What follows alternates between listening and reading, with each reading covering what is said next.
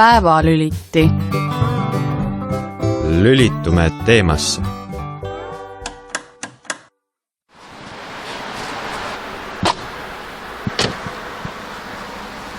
Raadio Marta jõudis Tartusse. Tere Kristi, tere hommikust. Tere hommikust. Tere hommikust, Priit. Tere. Tegelikult on lõuna, tere lõunast, Laura. Tere hommikust. Ja me tiirutame siin praegu Raadil Eesti Rahva Muuseumi ümber. Peab ütlema, esimene katse muuseumi juurde parkimisega löögile pääseda läks luhta. Parkla on täis, reede lõunal. Pidime praegu tulema teisel poole Raadi mõisaparki ja nüüd siis hakkame jalutama Eesti kõige suurema ja ilmselt kõige uhkema muuseumi suunas. Kristi, mis me täna teeme seal? Me lähme otsime sellised eksponaadid, mis pakuksid huvi absoluutselt igale Lõuna-Eesti kodanikule, kes tahaks tulla siia ERM-i ja võib-olla kellel on kahtlused, et ei tea, kas ikka tasub, huvitav, mida ma siit näen. No me püüame siis natukene seda saladuse loori tõsta. Kui see muuseum peaks olema ju meie kultuuri ja meie rahva peegelpilt, vaatame siis, kuidas Kagu-Eesti peegeldub vastu Tartust, Raadilt. Kas siit saab vahelt läbi või? Ma ei tea, kas siit tiiki ei lähe või? Lähme vaatame. Väga huvitav. Sealt ei saagi kuskile. Priit, räägi, mis su ees praegu on? Minu ees on Eesti Rahva Muuseum ja siis on siin üks selline suur hetkel veel suhteliselt lage plats, värskelt kasvama pandud puudega ja selline ka kõnniterada, kus on pingid ja prügikastid. Ja pilgeni täis parkla. Nii on möödunud, on 1,5 minutit, Kristi jõudis läbi tsiviliseeritud radadega meieni. Meie tulime läbi 1,5 meetri sügavuse kraavi. Ja ma näen, kuidas sul läks? Palju lehti ja pikem tee ja rohkem samme ja rohkem kalorite põletust ja ma ei tea. Kui nüüd nagu kokku võtta, et kui läbi mõisapargi tulla, kust siis peaks minema? Ikka mööda teed, et sügisel eriti siin on juba maamärg ja... Ja küll, lähme tuppa siis.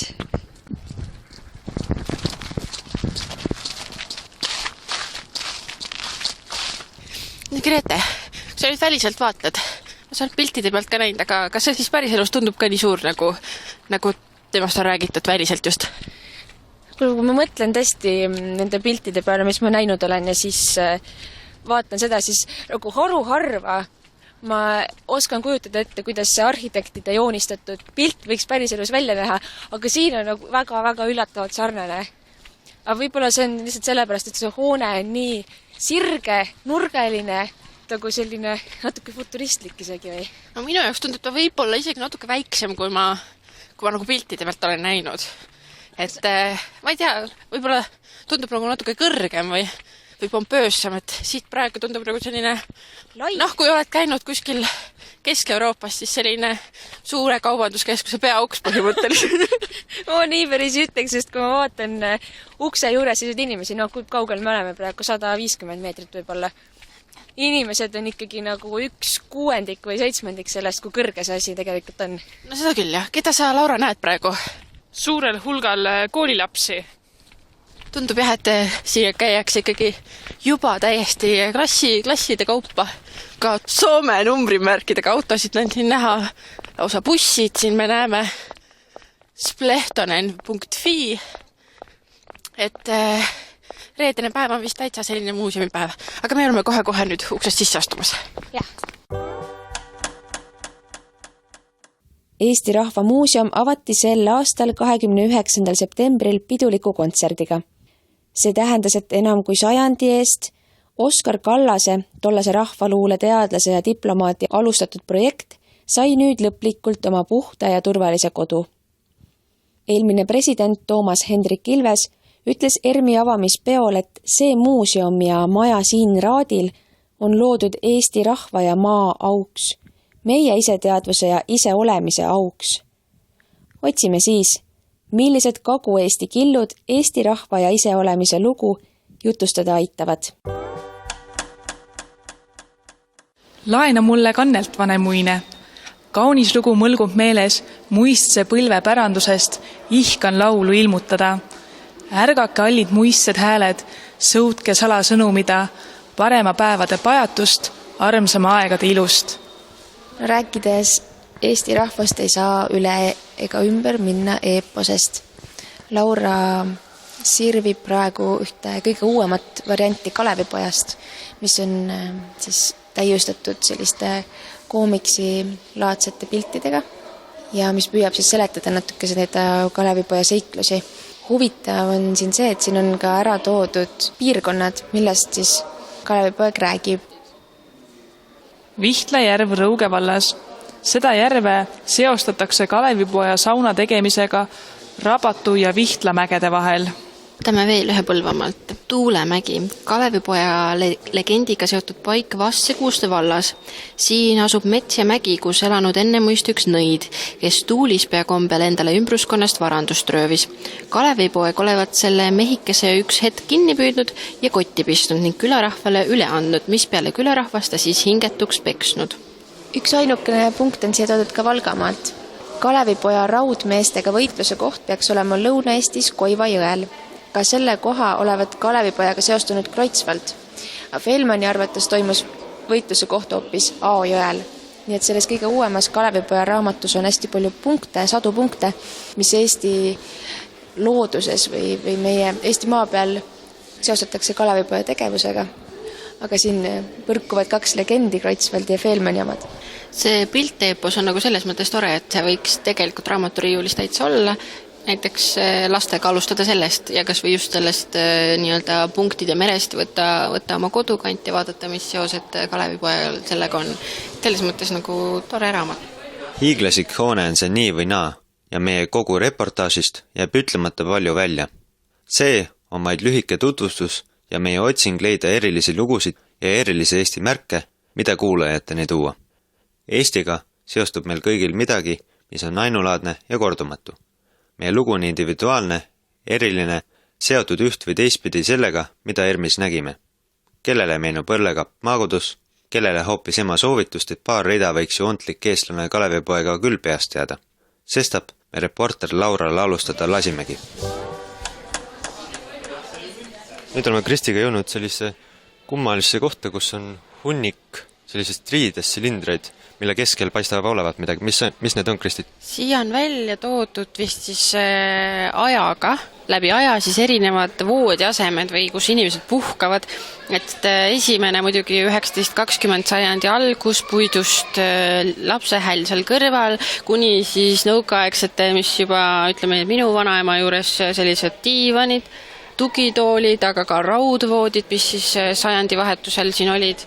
Ja kui mina mäletan, et selles vanas ERMi majas oli see väljapanek, võib-olla ma mäletan ainult seda esimest, seda puidust voodit, siis need, mis on nüüd kokku kogutud erinevate silindrite sisse saab niimoodi minna ja vaadata, võib-olla on nagu huvitavam isegi lahendus, aga sellist tervikpilti mul võib-olla ei teki. Aga võib-olla rääkida ka siis silindriseintest, et kui esimesest 19-20 sajandi omas oli seinte peal igasugused pildikirjadega, soovitustega, et näiteks, et rõõmuga ärka ja ole puhas ja sellised pildikesed, väiksed karikatuurid. Kui Priit ütleb sein, siis seda seinana võtta, see on nagu marliriie või selline nagu läbipaistev ja siia on trükitud siis peale selle sajandi või selle ajajärgu mingisugused sümbolid või misagärgus need võetud. Osadel on nagu fotod peal, aga siin on justkui mingid nagu tikitud, joonistatud tere hommikust, maja uhkused, sellised väga huvitavad joonistused.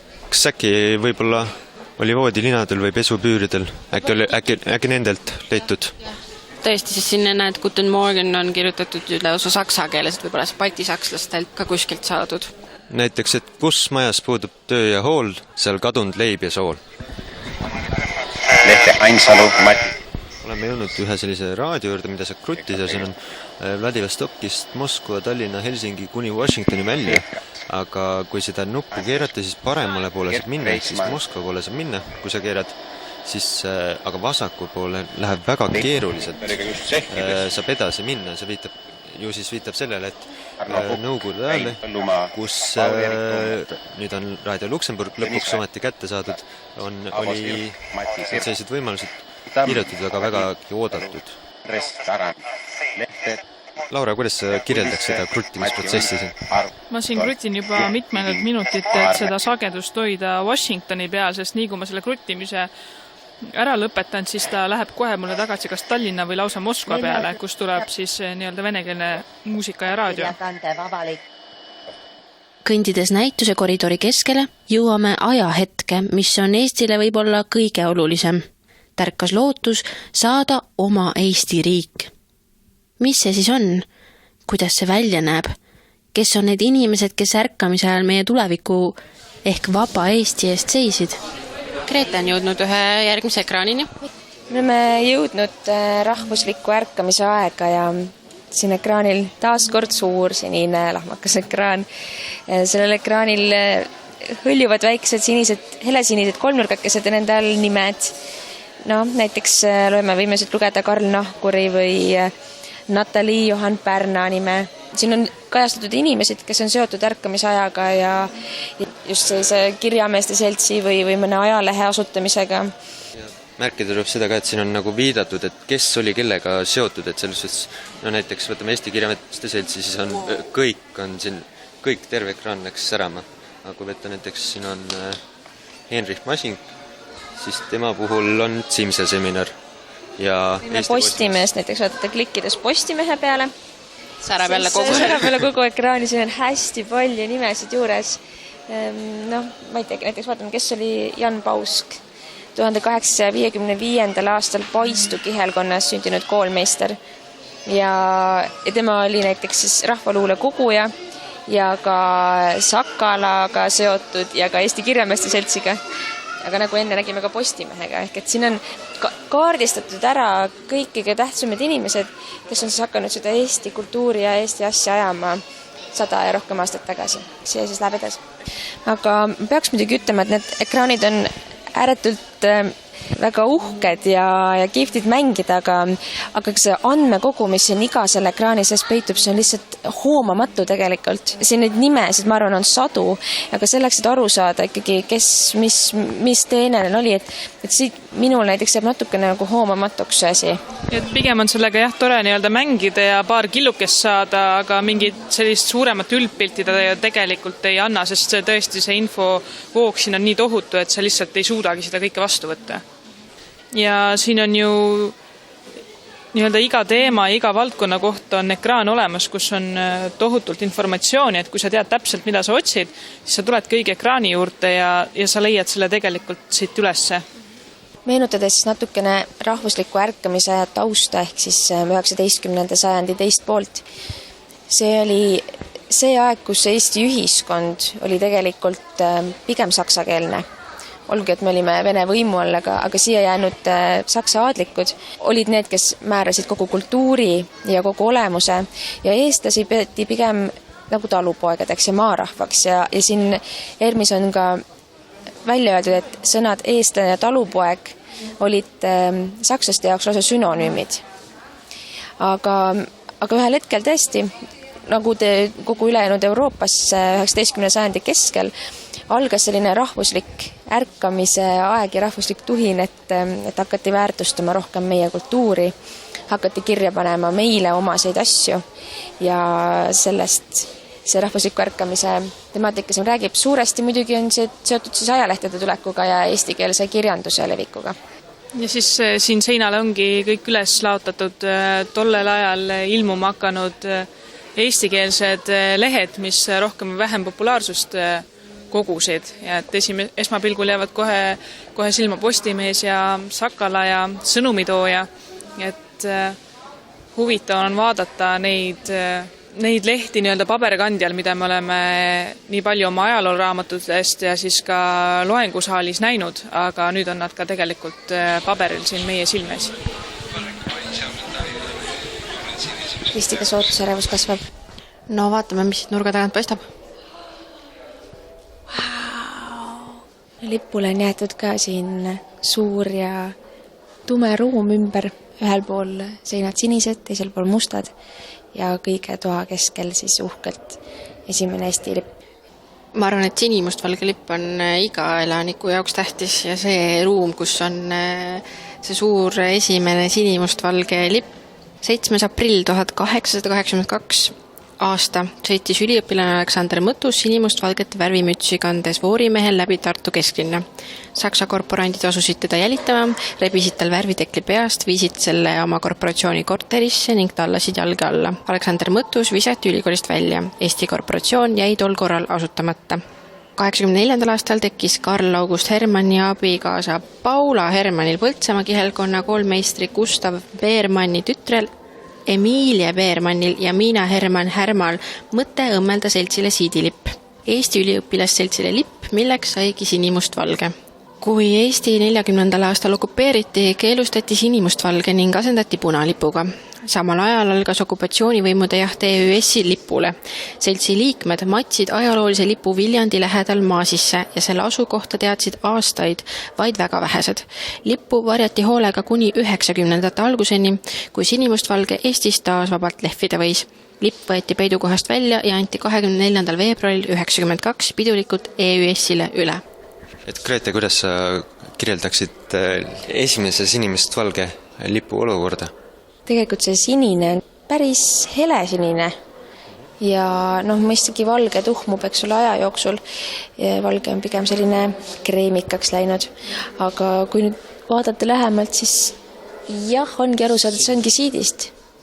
Siin vaadates siis valge on selline kõige rohkem selliseid erinevaid tonaalsust, aga must ja sinine paistab vägagi selline ühtne ja ilus. Ja on tõesti hästi säilinud. Ma ei märka ühtegi auku, sinise keskel paistab olevat mõni kulumisjälg, aga auke kui selliseid ei ole. Ääres on õmmeldud sädelevad narmad kahel pool siis. Ja mõni üksik plekikene võib-olla on, aga kui me mõtleme, et see oli maa alla peidetud see lipp, siis see on uskumatult hästi säilinud. Arvestades, et ta on nüüd üle 130 aasta vana, siis tõesti, et hästi säilinud. Ja hästi õmmeldud ka, väga sirged. Jah, seda loomulikult sellest, et selleks, et ta säiliks, peab ta olema ka algselt kvaliteetne. Nüüd oleme jõudnud siin sama samm edasi, kus on Johannes Pääsukese pildid.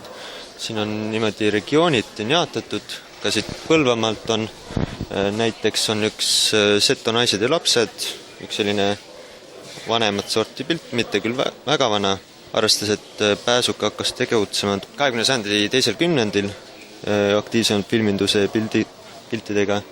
Siis on ka selline eluolust, ka sellised massipilte. Ja kui loen ette näiteks Setud elutoas laua ümber Võõpsu külas Mikitamäe vallas Põlvamaal. Aastaks on 1915. Tõesti tegelikult päris hästi säilinud pilt. Jah, siin on arvestada tuleb seda, et vanasti ju pildi tegemise hetk võttis kaua aega, et sa pidid paigal olema. Siin on mõned näed on udused, kuna nemad on liigutunud. Aga siin on ka näha seda, et siin on püütud ikkagi, siin on inimestele numbrid peale kirjutatud, arvatavasti selle pildi omanik, et on püütud jätta meelde, kes on kes. Jah, ilmselt kui seda pilti originaalis tagapoolt vaadata, siis on see numbrite juures ka kirjas, kes siin on, oleks teisel pool. Kahjuks me seda ei näe, sest see on kõik digitaliseeritud. Õnneks me näeme nagu väga hästi suurel kujul neid pilte. Seda küll. Kui me liigume korraks Võrumaa poole, mis me siis näeme? Vaatame, mis me Võrumaalt leiame. Võrumaalt, siin on, kui Põlvamaalt oli enamasti... Kas see on tõesti vast selline linnus, mis on säilinud? Jah, on küll. Kui Põlvamaalt oli enamasti inimesed, siis Võrumaalt on siin palju ka hooneid näha ja inimesi on vähe. Ja. Aga on püütud ikkagi, siin on tõesti loodusvaateid ja näete vana Vastseliina külas Vastseliina piiskopilinnus 1913, et selline pilt on ka kuskilt kätte saadud. Kui vaadata tänapäeval, milline see linnus välja näeb, siis ta näeb tunduvalt korralikum, kuna siin on täiesti mingisugused üksikud tornid ja üks sein on alles. Mis huvitav vaade see siin võib olla? Kasaritsa küla lähedal Võru vallas. Nii. Sealt on mul esivanemaid on pärit Kasaritsa külast. Väga kaunis pilt on 1912 postkaardina säilitatud. Jah. Siin on ka Setu mees Võmmorski külas Meremäe vallas Võrumaal 1913. Ehe Eesti mees. Kui vaadata seda pildi kvaliteeti, siis ei ütleks, et ta midagi nii vana, et seda saab täitsa korralik pilt ju. Mõtlik mees, sellised pika säärega saapad jalas, linane särk seljas, kaabu peas ja selline mehine Eesti mehe habega ja selline mõtlik pilk kuskile taamale. Ju siis on tehtud väike paus töö tegemisest ja aasta on siis 1913. Eesti Rahva Muuseumi tarvis hakati asju koguma veel ammu enne, kui esimene ERM-i hoone Tartus Gildi tänaval 1909. aastal avati. Muide, Raadile kolis ERM juba 1922. aastal, toona aga Raadi mõisa peahoonesse. Selleks, et oleks materjali, mida muuseumis näidata, sõitsid mööda Eestit ringi vanavara kogujad, mistõttu on päris tõenäoline, et väga paljud meist võivad siit muuseumist leida enda perega seotud asju. Ühed neist vanavara kogujatest jõudsid 1913. aastal Läänemaale, Martna valda. Martna valla siltidega on ERM-is näha mitmeid õllekappasid. Minu suureks üllatuseks peaks üks neist samadest kappadest, kumera, ratta ja lillesüdamikuga lõppeva sangaga, olema minu vaar vanaonu tehtud. 20. sajandi alguses tegi ta neid meistrina paljudele Martna valla taludele. Saare talust toodi aga kapp ERM-i kogusse. Täna on see kõigile vaatamiseks. No on ikka uhke tunne küll.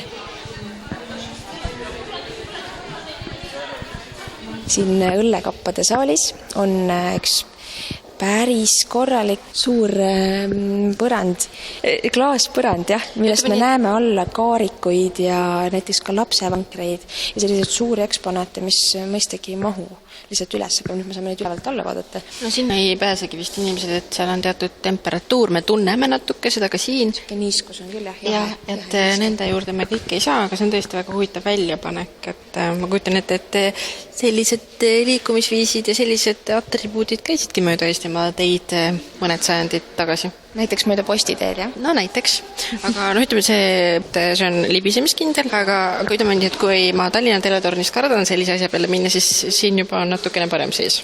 Noh, maa paistab lähemalt. Aga liigume kohe ka kappade juurde. No see õllekappade väljapanek pidi olema ainult üks väike osa ja see on üks väheseid kohti tegelikult, kus Eesti Rahva Muuseumis on toodud ära konkreetselt piirkondade kaupa museaalid ja jalutame ringi. Priit otsib pingsalt Kagu-Eesti piirkonda, Tartumaa me oleme juba leidnud, mis siis veel Laiuse näiteks, Laiuse kapp, Kambja, Äksi, näeme ka Otepää kappa. No millised need kapad on? Nad on sellised puidust, enamik, nad on kaanega. Ja nad on kõik kaunistatud siis erinevate nikerdustega ja igal nikerdusel on ka oma tähendus, kuhu pannakse siis nii-öelda õnne toovad märgid kirja ja kindlasti olid seal ka perekonna initsiaalid ja märgid siis. Ja nagu me mäletame ühest esimestest tahvlitest, ekraanidest, mis me läbi sirvisime, siis siin ongi nüüd näha neid motiive, mida me võime märgata rahvariietel, kinnastel ja nüüd ka õllekappadel, et brändikindel on see Eesti kultuur, et bränditunnused on igal pool, on need siis lillekesed või ristid. Ja noh, siit tõesti võib leida Vastseliina, Sangaste, Laiuse, Otepää, see Kanepi, et siin on tõesti Lõuna-Eesti väga kenasti esindatud, tõesti mõned on nagu, ma ei saagi aru, kas need on nagu kokku pandavad või need ongi nagu natuke lagunenud, et võib-olla selleks, et me näeksime. Jah, et osad on nagu väga ilusad, osad on natukene kehvemas seisus, aga ilmselgelt. Aga need mahud lihtsalt, ma ütlen, see üks kapp on siin võib-olla tublilt 3 liitrit. 3-liitrine. Kas see on koduõlut nüüd sellisest kappast nagu ära juua, jah? Mina koduteed ei leiaks. Priit, on su taustainfot, kas need kappad olid ka mõnikord nagu säilitamiseks või ikkagi nagu jood sealt peo käigus juba 3-liitrisest kapast? Selles osas ma ei oska rääkida, aga ma tean, et kunagi kas keskajal joodi õlut vee asemel, kuna õlu oli puhtam. Olid kindel selles, et seda juues sai jää haigeks ja oligi nii. Et selles suhtes väga, väga kasulikud asjad ja ka hiljem. No nii, Priit, kohe saame vastuse küsimusele, kas sitast saab saia. Astume taaskord ühe kupli keskele ja nüüd ripuvad meie peade kohal hangud. No kui seda eelpool nimetatud väetisena kasutada, siis ehk on tegelikult ju on võimalik saada. Jah, pea kuklas vaatan ümber ringi. Sõnnikuhargid tegelikult, aga õigem öelda hang ei ole päris õige sõna selle. Nende asjade kohta, mis meil siin pea kohal ripuvad, osad vanemad, osad uuemad, osad metallist harudega, mõnedel paljudel on siis puitharud, otsad on kaetud metalliga ja hargid siis ripuvad laest alla ja siin siis, kui enne me olime arstimiskuulikeses või kupli sees ja meie silmapiiril olid tabletid, siis nüüd on meie silmapiiril, ma pakun, et sõnnik. Jah, ja kui sa vaatad, mis erinevad siin sellised, kuidas sa viitaksid nendele, mis objektid siin veel on? Ma viitaksin, et need on ööpotid, erinevad ööpotid ja mõned on sellised keraamilised, loomulikult vaheldumisi tänapäevaste plastist laste pissivottidega. Ja kui vaadata, siis üks on selline istekujune, et algul ei saagi aru, et see peaks mingisugune ööpott tulema, aga ju siis on. No loen ette ka ühe huvitava killu, kus räägitakse siis fekaali probleemist ja Emajõest. Niisiis Tartu jõe äärsetel aladel, botaanikaaia, Meltsiveski, Annemõisa ja Jaamamõisa kandis oli 19. sajandi keskel suremus 3-4 korda suurem kui kõrgemal asuvates linnaosades. Ja nende piirkondade elanikud olid maalt linna kolinud eestlased, kes püüdsid linnas jätkata siis endist elulaadi. Aga mida kaugemale kesklinnas, seda rohkem oli lautu ning käimlate sisu jõudis 90% ulatuses aiamaale. Sealsed inimesed keeldusid ühinemast linna fekaaliveoga ja nähes fekaalides väärtuslikku väetist oma aiamaa lappi tarvis. Ja Emajõe pea iga-aastased üleujutused siis võimendasidki hügieeniprobleemi. Ehk et jõgi ujutas need eestlaste fekaalitatud aiamaa lapid üle ja paraku kandis vesi kõik selle siis reo laiali. Jõeäärsetes linnaosades said sageli algusegi koolera, tüüfuse epideemiad ja kahjuks oligi seal ohvrid ka kõige rohkem. Vot selline huvitav tagasivaade. Siin võib öelda, et sõnnikust on ka kasu ka teistele, et on siin välja tooda, et millised putukad siis toituvad sõnnikust. Siin on ka vitriini taga on nagu need erinevad putukaid välja toodud, näiteks siin on porilased, päris kärbselased, siis erinevad mardikad ja jah. Nii et kas just saia saab sitast teha, nagu väljas küsiti, aga need kaks asja mõneti võivad olla seotud küll. Eelpool kirjeldatud kuppel on vaid üks väga eriilmelistest viisidest, kuidas ERMis on asjad välja pandud. Leiame väga palju puutetundlikke ekraane, videoid, heliinstallatsioone, võrkude ja valgusaabil eraldatud ajastuid, täitsa tavalisi vitriine, aga ka näiteks uhkes üksinduses seisva rehitoa toidulaua. Kuppel, mida kirjeldasime, ei seisa tumedas ja laias vahekoridoris üksi. Taolisi teemakapsleid on veel. Iga ühes neist on sees sama teema eri ajastute esemeid. Riiulites sinu ümber võib leida põnevaid viiteid või veelgi asju. Kõigil kapslitel on samamoodi plastikust kuplid, mille kohal ripuvad näiteks sõnnikuhargid või mürsud või hoopiski ravimipudelid. Kus me nüüd oleme? Ole sattunud millegi keskele siin. See on selline ümarkuppel, väga huvitav lahendus, kuidas inimestele erinevaid asju näidata. Mulle meeldib, see on väga selline teistmoodi, ma ei ole sellises kohas käinud. See on selline nagu kuppel, mis tekitab sellist tunnet, et su pea kohal oleks kogu aeg nagu klaas, aga kõik inimesed mahuvad siia kenasti ära ja meie oleme siin hetkel... neljakesi juba nagu hakkab õhku saama. Jah, aga siin kui sisse tuled, siis vaata, et sul läheb pea kohe vastu lage. Aga et apteekri mingisugused erinevad vanad sellised ravimipudelid, siis on sildid, mis kirjeldavad näiteks rõugetest ja siis on puhtus ennekõike püssirohi, milleks kasutati ja me oleme jõudnud siis võideldud, siin on kaanidest kuni põletamiseni ja siin on väga õpetlik videopilt ka, mida väga nagu nõrganärvilistele ei tahaks näidata. Siin on ka mingisugune nimekiri, sellest täpselt ma aru ei saa, mida need numbrid näitavad. Ühesõnaga me saame siit ülevaate päris mitmesaja aasta vältel, et mismoodi siis Eesti rahvas on oma tervist hoidnud ja ravinud. Ja. Ei puudu ka näiteks katkuaegne peakate, ei puudu näiteks tänapäevane kittel, mis on kõrvuti asetset. Need ilusad klaaspurgid, mis kunagi kevade filmist võib-olla tulevad tuttavad, sellised klaaspurgid, kus ravimeid hoiti. Näeme siin ka näiteks piparmünti, raudrohtu, naistepuna. Ja kuidas see kõik on nagu kaunistatud, on ka marukist, et see aluspõhi on tehtud kollastest ja valgetest tablettidest näiteks. Tekib selline huvitav kompositsioon, et algul ei panegi tähele, et mis see põnna peal on, aga kui lähemalt vaatad, siis ongi tõesti nii. Muideks 19. sajandi algul kirjutas Karl Ernst von Baer, et ei kusagil mujal leiduvat meditsiinis nii palju kahjulikke eelarvamusi kui Eestis ja Liivimaal. Ja sageli arstiti piirituse, äädika, väävel, happe, püssirohu, elav hõbeda, terpentiinõli või väävliga. Ainult maarohtude kasutamises olnud eestlased osavad. Minu ema ehtekarbis on küll palju selliseid sõlgesid, millel on kujutatud paati või purjelaeva, et ka mina olen sellist kandnud, et siin ERM-i ühe eksponaadi juures on siis pandud välja kõik sellised sõled ja siit saab lugeda, et rahvusromantilised sõled olid 30. ja 40. aastatel hinnatud sünnipäeva ja pulmakingid. Ülipopulaarsed olid viikingisõled, mida valmistasid kõik Kullassepa töökojad Eestis. Roman Tavasti töökojale kavandas neid nimekas raamatu illustraator Eduard Järv. Ja viikingisõlgi hakkas valmistama tuntud lauahõbedatootja Josef Kofti töökoda. Seega see on küll üks selline äratundmisrõõm minul vähemalt. Ja neid viikingisõlgi tegelikult ju müüakse ka praegu väga palju erinevates kullapoodides ja kantakse ka laulu- ja tantsupidudel. Seega on uhke omada sellist asja. Kui me siin ringi kõnnime, siis me näeme, et on eksponaat, aga eksponaadi kõrval ühel või teisel pool on suur ekraan, et Priit on juba nendega natuke tutvust teinud, ta räägib kohe lähemalt, kuidas seda siin saab ühildada. Jah, tõesti, et siin, kui Kristi just rääkis ennem sõlgedest, siis siin 2 sammu kaugusel on võimalik ka tutvuda, et kuhu poole näiteks mingisugused asjad motiive andnud teistele asjadele. Et kui siin ongi, võtame näiteks, et millele on andnud sõlg siis selliseid motiive. On, kuhu see joon viib, vaatame, on maagen.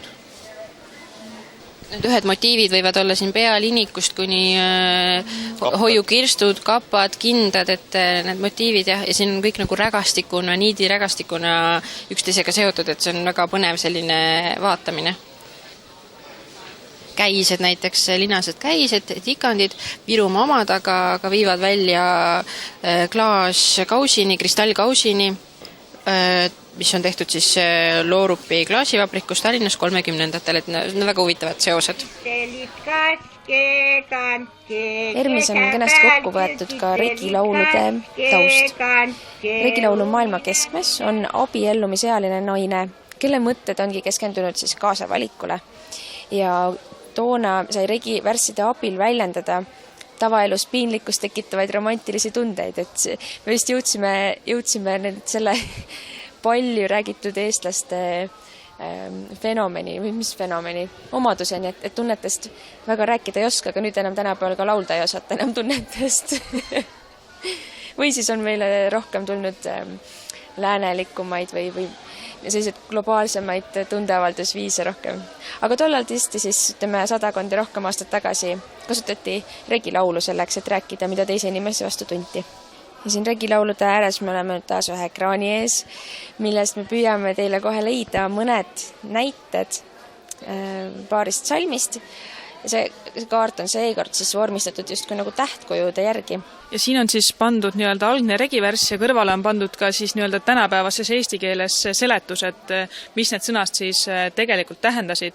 Et siin on ühe näitena, et lähme kiigele kiikemaie, kas see kiige kannab meide, kui ei kannane, kadugu, mis sine kriuksud kiigekene. Ja siin on siis tõlkena pandud, et lähme vaatame, kas see kiik kannab meid, kiikujaid, miks see kiik kriuksub. Kiik küsib kindlaid ja punaseid paelu. Oota, kiik, las minu vennad võtavad naise, siis saad kindaid ja punaseid paelu.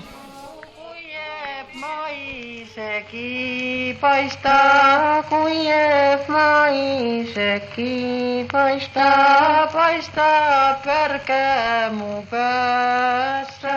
Olen ka taaskord järjekordse kaardi juures, kus on peal siis märgitud kaardi peal, Eesti kaardi peal erinevad Eesti sellised vanaaegsemad laulikud. Laulik on see, kes oskab laulda, kes teab, mida, millal ja kuidas laulda, ehk valdab laulu traditsiooni, sõnu, viise ja esitustavasid. Võtame siit näiteks kanepi peale, siis siin on kirjas, et Lääne-Võrumaalt Hilda Aken 1898 kuni teadmata elas. Ja või siis minna siit edasi, näiteks on Räpina poole, siis on Ida-Võrumaa Räpina, oli Liina Valk oli esimeste Eesti regilaulude fonografeerija. Et siin mõnel neist on ka pilt olemas sellest inimesest, näiteks Emilia Käisist, Põlvast tähendab. Ja siit on ka, kui vaadata, siis on ka päris siin Venemaa otsas on näiteks Ivana Onoila. Et ta on sündinud Karjalas. Küll oli lahke ja lõbusa, küll oli priske ja punane, küll oli priske ja punane. Ma tähendaksin, et siin, kui kuulda oli siin erinevaid regilaule, siis siin on selline kerge spiraal, kus saab käia ja kuulata erinevate kõlarite juures erinevaid laule. Nagu tuntud, meid oli siin Kasekesest ja siin on täienduseks ka sellised vanaaegsed pildid. Siin on kaks väikest last on koos koerakesega, istuvad siis tooli peal. Vaatavad, et ere päike paistab neile vastu, sest neil on silmad peaaegu kinni. Ja siin on ka selline väga uhke poisikene, tundub, et on karjas. Ja siis on ka keegi, kes puhub pilli.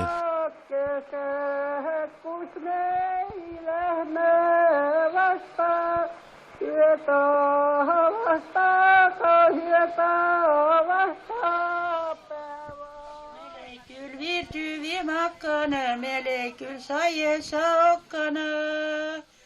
Lisaks ajajoonel olevatele erilistele esemetele nagu S-Cube'i kuubik, raamaturiiuli täis nõukogudeaegset kirjandust, ristimissärk ja lühikesed filmiklipid eluolust 1905. aasta revolutsiooni ajal oli ERMis näha palju teadete tahvleid, millest sageli suurema tuhinaga mööda kõnniti. Meie aga peatusime, sest meid köitis sõna tamula ja žamaan. Lugu Tamula 8. naisšamaanist. Ligi 6000 aastat tagasi maeti ühes Lõuna-Eesti küttide ja kalurite kogukonnas Tamula järve kaldale eakas naine. Tema välimust ja olemust ei oska me täpselt kirjeldada. Küll aga võimaldavad niiskas ja turbasse maetud pinnases säilinud hammas ja luuripatsid, luust figuurid naise õlgade ja põlvede juures taas luua teatava pildi tema rõivastest. Nii jõuame lähemale naise tähtsusele ja tähendusele. Kaasaegsetes šamanistlikes kultuurides on rituaalsete rüüde külge kinnitatud figuure, mis kujutasid šamaani hingerännakutel toetavaid abivaime. Võimalik, et selliseid isiklikke abistajaid kehastasid ka Tamula naise põlvede juurest leitud kaheharulist madu ja mitmed inimpead kujutavad ripatsid. Ilmselt oli rituaalse tähendusega ka surnu pea kõrval olev kogum loomaluid, millest ükski ei esindanud toidupanust. Naise argipäev ei erinenud teiste kogukonna liikmete omast. Oma aja kohta kõrgest east, ehk ta suri umbes 40-aastasena ja suurest füüsilisest koormusest annavad tunnustust selgroo lülivaheketaste songajäljed. Ilmselt veetis ta enamiku oma elust Tamula või Valga järve ning Võhandu jõe piirkonnas. Nagu teistelgi kalmistule sängitatutel koosnes tema toit suuresti taimedest ja kohalikest mageveekaladest.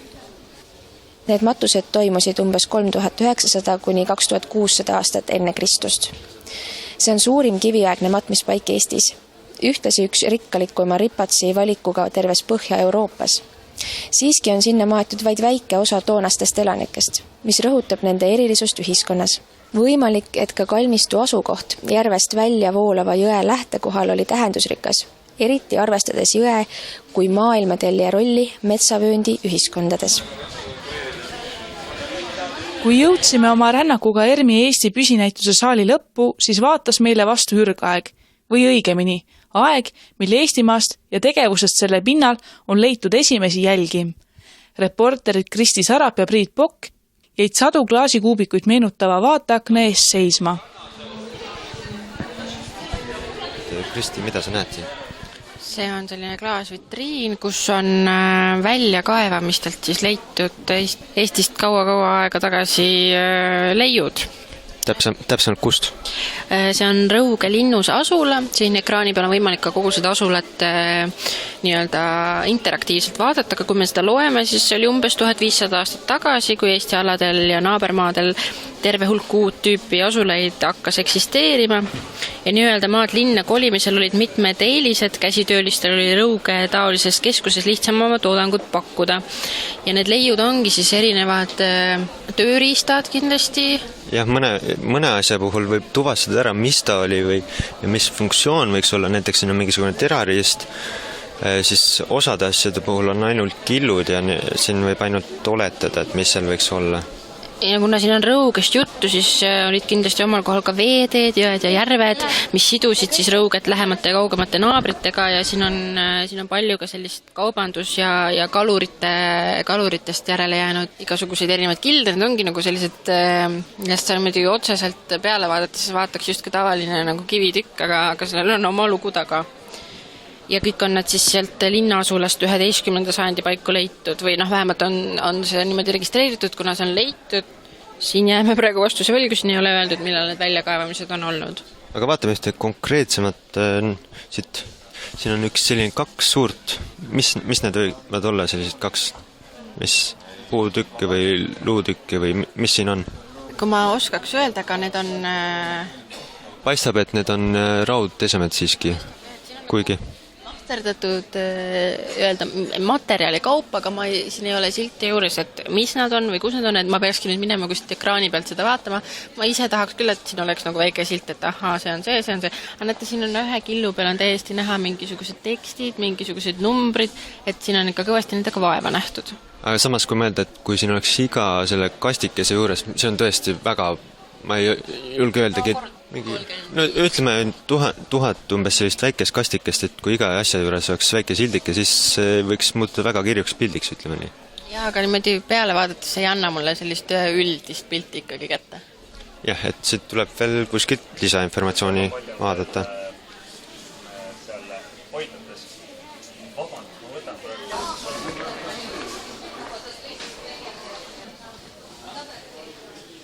Mul tekkis siin näitusel kõndides mõte, et mis siis, kui ma tahaks kunagi ja peaks kunagi, ma loodan, seda juhtu, midagi Eestis kaitsma minema, siis ma arvan, et see oleks ERM.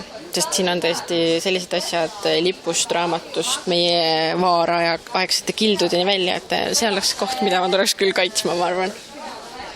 Kui siin kokkuvõtteid mõtteid juba jagada, siis kui mõelda ERM-i peale, et see on Eesti Rahva Muuseum, ehk et see on nagu meie kõigi muuseum ja ajalugu me koolis õppinud oleme palju, nüüd oli lihtsalt huvitav näha neid asju ka päriselt. Täna on rahvast palju, see on ka sellepärast, et siia on Tartu vald sünnipäevaks inimesed tinkinud neile muuseumipileteid ja siin on seda sakimist ka palju, et pea hakkab ajaloost natuke ringi käima võib-olla isegi. Kohe tulevad Priit ja Laura ka meile juurde. Laura, Grete ja Kristi siis võtsid siin kokku omad mõtted ja omad tunded, mis selle Rahvamuuseumiga tekkisid. Me oleme nüüd 2 tundi vähemalt siin ringi jalutanud. Mis mõtted sinul on? No 2 tundi tegelikult läks nagu lenneldes selles suhtes, et ei oskakski kohe öelda, et me siin nii kaua oleme olnud. Ja kindlasti läheks sama palju veel aega, et seda põhjalikumalt kõike siin vaadata, et tänani vaatasime linnulennult kõik üle, mis siin muuseum meile pakub, aga süvenemiseks nii-öelda aega ei olnud. Ja esmapilgul tundub, et on kõik tähtsamad sündmused ja asjad nii-öelda siia välja toodud, kuigi siin on ka väga palju näitusi või eksponaate, mis on veel poolikud või alles ülesseadmisel. Ehk et kindlasti tuleb seda muuseumit siis külastada umbes poole aasta pärast uuesti, et vaadata, kuidas see siis täienenud on. No aga sina eestlasena, mida see tähendab sulle, et sul on nüüd Rahvamuuseum ja sa oled siin ringi saanud käia? Esimese asjana tuleb kohe pähe sõna tore, et selline asi tehtud on. Mul on hea meel, et need eksponaadid on nüüd sellises kohas, kus nad ei lähe nende olukord enam halvemaks.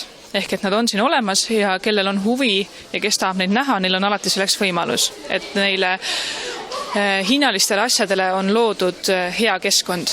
Kokkuvõtvad mõtted Priidult? Mis ma tooks välja seda, et kui siin, nagu ka Laura välja tõi, et tasub ka nagu teist korda, et sa kiiresti saad sellise ülevaate kokku, aga mis on siin väga tähtis, on see, et see on nii reaalsete inimeste lood, kui ka siis on sellised lavastused. See kõik võtab aega ja süvenemist ja ühe korraga ei jõuagi kõike läbi vaadata, et see on nagu Eesti lugude ruum siis. mida ma soovitan igale külastajale, kellel on lapsed, see laps peab ise huvituma või peab olema vanemal aega, et rääkida selle eksponaadi juures, et need ei ole ainult näpitavad ekraanid siin, see tuleb lugu juurde rääkida, sest laps ei pruugi seda mõista, tahab lihtsalt vaadata, kuidas aurumasinast tuleb auru või kui äge on kupli all olla, aga et laps saaks ka sellest tõelise elamuse siis nagu paar lauset ise juurde rääkida või me olime seal liputoas, kus üks isa koos pojaga veeris koos lapsega tekste, et selles mõttes nagu ma arvan, et liiga pisikestega pole nagu siia mõtet tulla. Lisaks ekraanidel on ka sellised erinevad lugude rääkimisvormid. Toon siin ühe näite. Kalevipoja juures oli selline koht, kus sa lähed peale, sinu jalgade ees on lugu, mis hakkab pihta, loed selle esimese lõigu ära, astud 2 sammu edasi, seal on sammud ees ja siis loed järgmise tüki ja siis niimoodi järjest ja siis sa lihtsalt kõnnid läbi, et see on kasutatud erinevaid jutustamisvorme. Oota, ka Kagu-Eesti peale, kui me mõtleme, mis siis kokku võtta? Ma arvan tegelikult, kui öelda, et millest on kõige rohkem vist räägitud, kõige silmapaistvam selline installatsioon on ikkagi need samad regilaulud ja Seto Leelo. Kui sulle tõesti keegi laulab ja sa vaatad seda pilti veel juurde, see on tõesti kõige üks tugevamaid eksponaate vist siin. Ja me rääkisime ju ka nendest fotodest, mis olid pääsukese tehtud samamoodi, erinevad maakonnad, erinevad lood, aasta oli siis ju 1912-13, et ka sealt oli seda Lõuna-Eestit, Kagu-Eestit märgata. Ja kui tagasi tulla sinna Regiversi ja Leelo tuppa, siis võib tõesti öelda, et see on üks tugevamaid eksponaate, sest ükskõik mis muuseumi nurgas aga ei oleks, siis ühel hetkel need leelotajad ikka sinu kõrva paitavad. Ja rahvariided kahjuks oli natukene vähe veel Kagu-Eestist pärit. See eksponaat on, tundub, et täiendamisel. Kui siin eraldi selliselt Kagu-Eestit kui regiooni välja toodud ei ole, siin ongi lähenud teisel meetodil, siis erinevate eksponaatide juures kindlasti leiab ka siit Kagu-Eestist, nagu me ka täna leidsime. Läksime otsima Kagu-Eestit ja leidsimegi. Igal pool ei ole, aga nii mõneski kohas on märk küljes. On nii universaalsed näitused, mis puudutab kogu Eestit, aga on ka sellised spetsiifilised, kus on ka siis Räpina ja Põlva ja Võru ja Setomaa ja kõik on ära märgitud.